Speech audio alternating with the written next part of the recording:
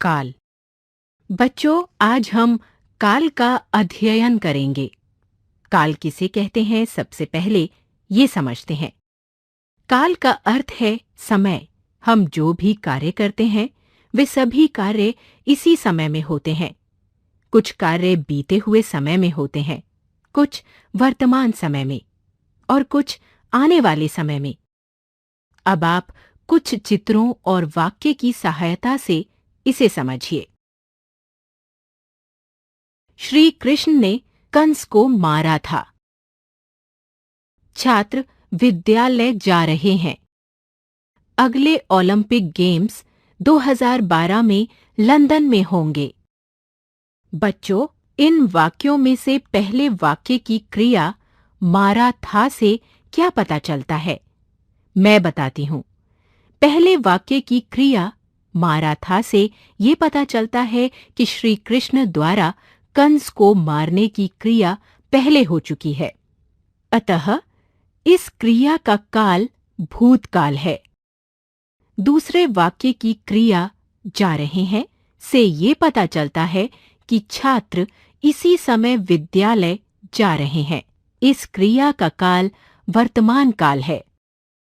बच्चों, इसके बाद तीसरे वाक्य की क्रिया होंगे से क्या पता चलता है? मैं बताती हूँ। तीसरे वाक्य की क्रिया होंगे से ये पता चलता है कि ओलंपिक गेम्स आने वाले समय में होंगे।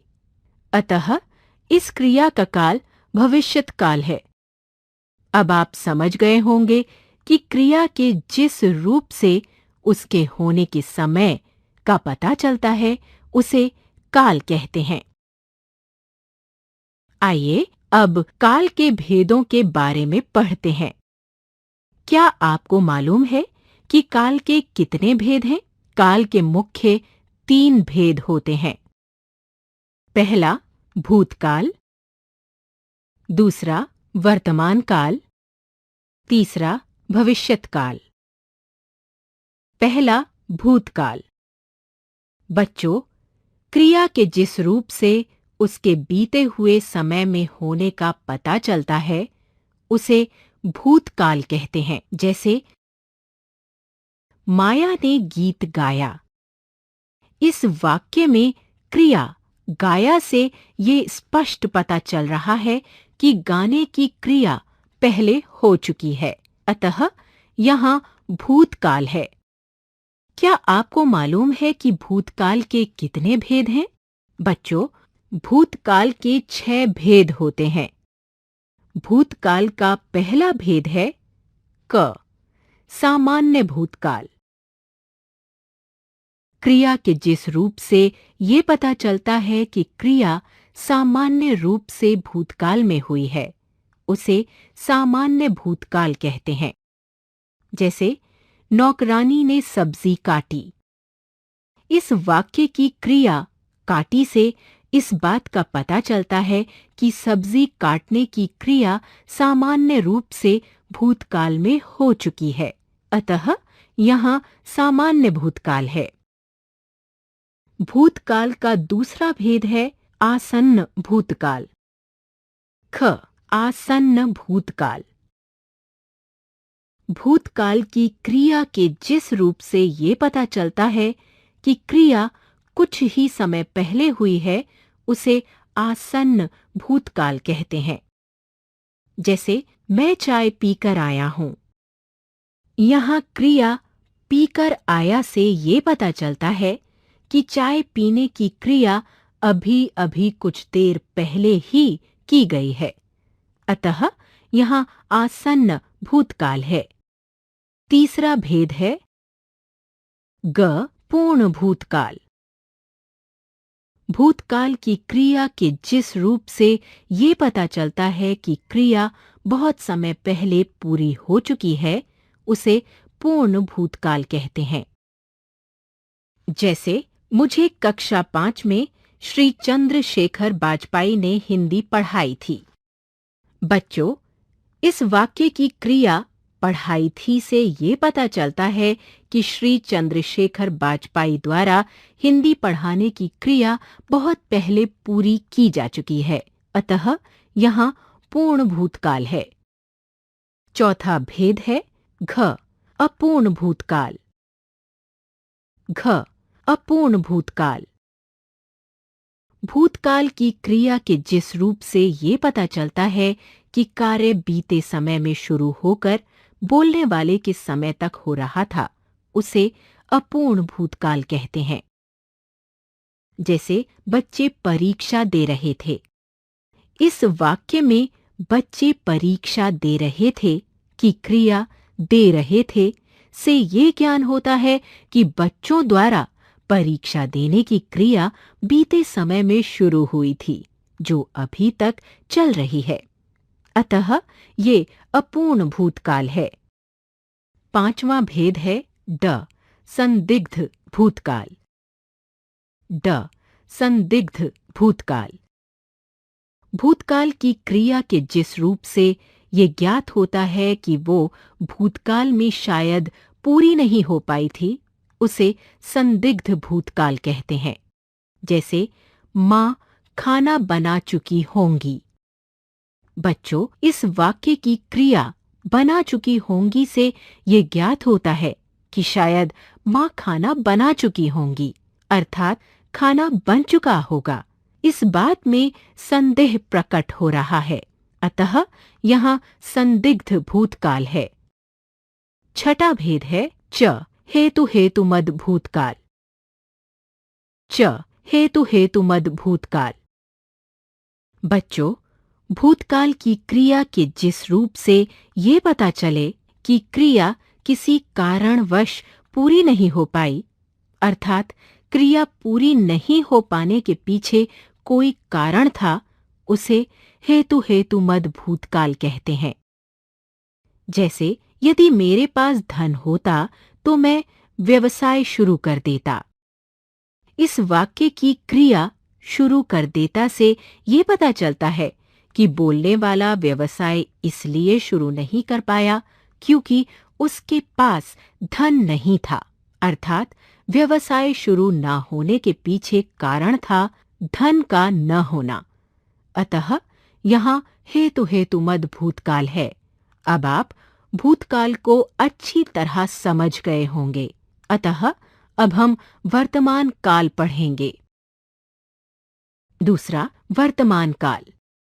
क्रिया के जिस रूप से ये पता चलता है कि क्रिया वर्तमान समय में हो रही है, यानी कि क्रिया के जिस रूप से ये पता चलता है कि क्रिया अभी इसी समय हो रही है, उसे वर्तमान काल कहते हैं।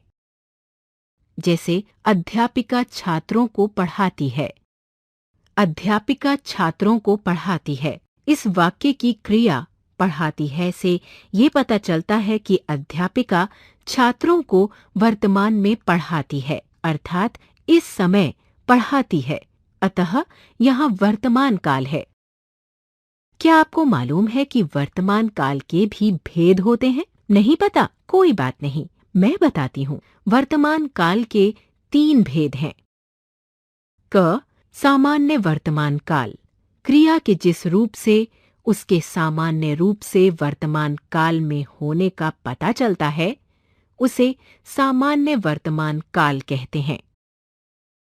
माँ पूरियां तलती हैं। इस वाक्य की क्रिया तलती हैं से पता चलता है कि माँ के द्वारा पूरियां तलने की क्रिया वर्तमान में हो रही है, अतः यहाँ वर्तमान काल है। ख, अपूर्ण वर्तमान काल। वर्तमान काल की क्रिया के जिस रूप से ये ज्ञान होता है कि जो क्रिया वर्तमान काल में हो रही है वो वर्तमान काल में संपन्न नहीं हुई और न वर्तमान काल में समाप्त होगी, उसे अपूर्ण वर्तमान काल कहते हैं। जैसे माली घास काट रहा है।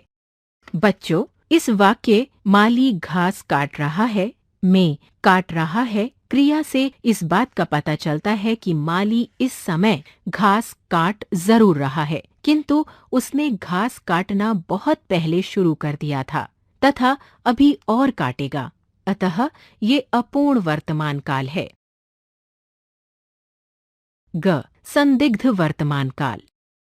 बच्चों, वर्तमान काल की क्रिया के जिस रूप से ये पता चले कि कार्य होने में संदेह है, उसे संदिग्ध वर्तमान काल कहते हैं। जैसे इस समय विद्यालय में प्रार्थना हो रही होगी। इस वाक्य इस समय विद्यालय में प्रार्थना हो रही होगी की क्रिया हो रही होगी से ये पता चलता है कि ये निश्चित नहीं है कि वास्तव में प्रार्थना हो रही होगी, केवल अनुमान लगाया जा रहा है कि प्रार्थना हो रही होगी। अतः ये संदिग्ध वर्तमान काल है। बच्चों, भूतकाल और वर्तमान काल का अध्ययन करने के बाद अब हम भविष्यत काल को समझते हैं। तीसरा, भविष्यत काल। बच्चों, क्या आप जानते हैं कि भविष्यत काल किसे कहते हैं? मैं आपको बताती हूँ कि भविष्यत काल क्या होता है। क्रिया के जिस रूप से उसके आने वाले समय में होने का पता चलता है, उसे भविष्यत काल कहते हैं। जैसे कल मेरी बुआ आएंगी। इस वाक्य कल मेरी बुआ आएंगी में वाक्य की क्रिया आएंगी से पता चलता है कि बुआ के आने की क्रिया आने वाले समय में होगी। अतः ये भविष्यत काल है। बच्चों, भूतकाल और वर्तमान काल के समान भविष्यत काल के भी भेद होते हैं। भविष्यत काल के दो भेद हैं। क. सामान्य भविष्यत काल। भविष्यत काल की क्रिया के जिस रूप से उसके आगे आने वाले समय में सामान्य रूप से होने का पता चले, उसे सामान्य भविष्य काल कहते हैं। जैसे मैं पढ़ने दिल्ली जाऊंगा।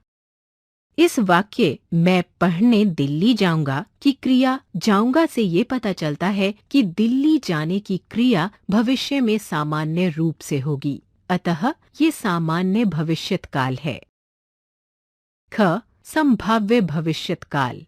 भविष्यत काल की क्रिया के जिस रूप से उसके भविष्यत काल में होने की संभावना है अथवा ये पता चले कि शायद ये काम भविष्य में होगा, उसे संभाव्य भविष्यत काल कहते हैं। जैसे शायद मामा जी मुझे घड़ी दिलाएं।